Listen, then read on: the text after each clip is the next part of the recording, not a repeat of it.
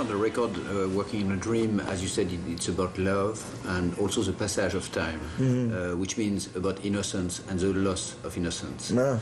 Do you feel you have lost some of it on the way? Well, yeah, you would have to, I suppose, but it's a funny sort of thing. If that's a part of your nature, you don't tend to lose it. You tend to put it someplace where you can call on it when you can use its power, you know. Because it is still a very powerful emotion, the ability to dive headlong into something with just full belief, you know. That's Pete Seeger. Pete Seeger's 90. Yeah, on May 5th. He's probably one of the most innocent people I've ever met, and also one of the wiliest and wisest and toughest. Here's Pete Seeger, 90 years old, comes to Washington. House Un-American Activities, a communist. Probably couldn't have got security clearance under any other administration, right? Comes on the day the first black president is inaugurated. But if you've lived for 50 or 60 years, you still sat there, your jaw dropped, and you went, I don't believe it. I don't believe it actually happened, you know. It was an incredible moment, you know. It was a moment when you went, oh, thank God it exists. The place that I thought was there, that I put my faith in, that I put all my work behind, that somewhere in my soul I felt sure was there, but in the end you don't know, you know. It's there.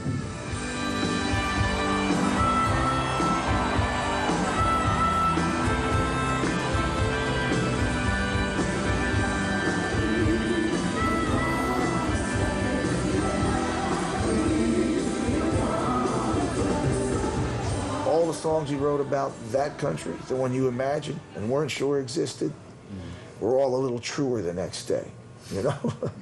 All my best music was a little bit better the next day. It was a little bit truer, you know? And there's Pete, 30 years older than me. He's had to wait a lot longer, all right? He had to wait a lot longer than me, all right? So yeah, it you know, you gotta hold on to your faith and a little bit of your innocence.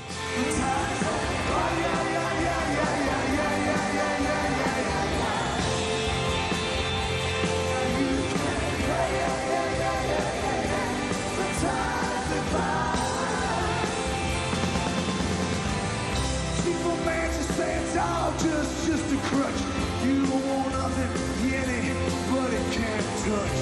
You're so afraid of being somebody's fool. Not walking tough, not walking cool. You walk cool, but darling, can you walk the line? Face the ties that bind. In one of your songs, you talk about how to hold at our attachments, and you put it this way: why do the things that connect us slowly pull us apart? What did you have in mind when you wrote that line? You know, love is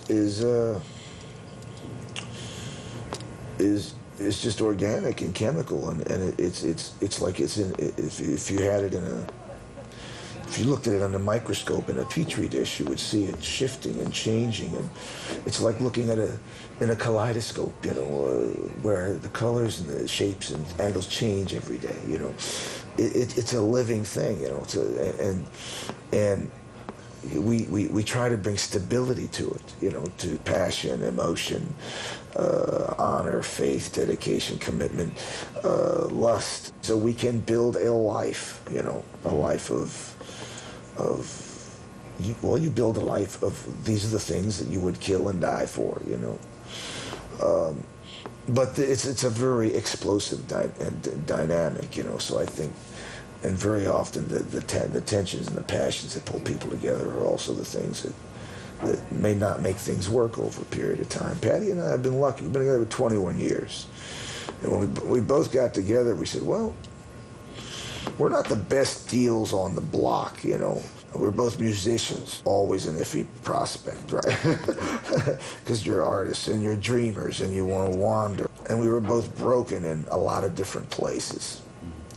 But there was something about the two of us where he said, well, I think I can help you fix some of your broken places, and maybe you can help me fix some of mine. So let's just go on open faith.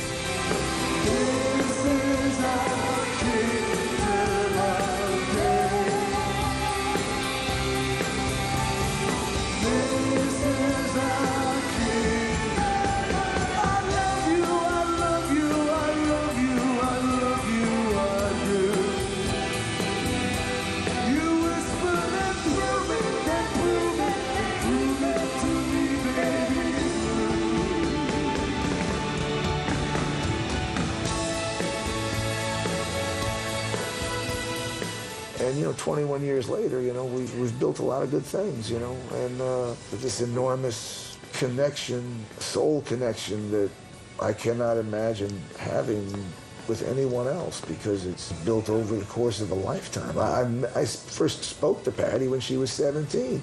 We've kind of been threaded throughout each other's lives, you know. You know, I come up my driveway. Patty had planted these series of daffodils. I can't explain to you how great they are, you know. But when I see them, I see her.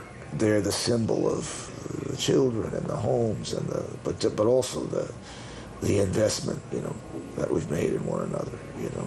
And it doesn't mean you're still gonna Percy Sledge. True love travels a gravel road, you know. You're gonna be bumping over that gravel road plenty of times, you know. But that was the essence of life itself, was that there's two complicated people, tremendous difficulty, even urges to destruct. And yet, you know, no, you're the life force that rushes over me. You're the wind in the elms, you know. She's like the earth beneath my feet, you know, at this point. You know, it's different. After a long time, it transcends. It's more than it becomes more than a man-woman relationship, you know. It becomes elemental.